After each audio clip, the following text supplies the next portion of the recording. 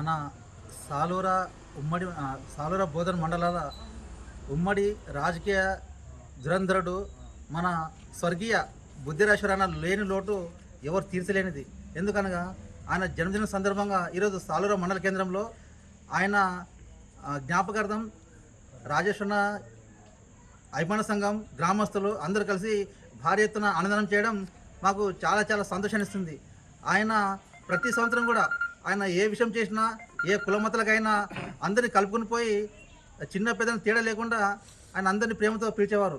ఈ సందర్భంగా ఆయన గత సంవత్సరం అనుకోకుండా మా నుంచి దూరమైన ఆయన ఆత్మ మా మధ్య ఉందని, మాతో ఎప్పుడు కలిసి తిరుగుతుందనేసి మేము భావిస్తున్నాం. అలాగే ఈ సంవత్సరం కూడా మన రంజాన్ పర్వదినం సందర్భంగా ఇక్కడ రాషణ ఇంటి వద్ద ఇఫ్తార్ విందు జరుగుతుందో లేదో అన్న సంశయం మాలో అందరిలో ఉండే. కానీ ఆ భగవంతుని దయ వలన ఈరోజు ఆయన ఇంటి వద్దనే ఆయన ఉన్నట్లనే భావించి ఈరోజు ఇఫ్తార్ విందు ఇవ్వడం మాకు అందరికి చాలా హ్యాపీగా ఉన్నది.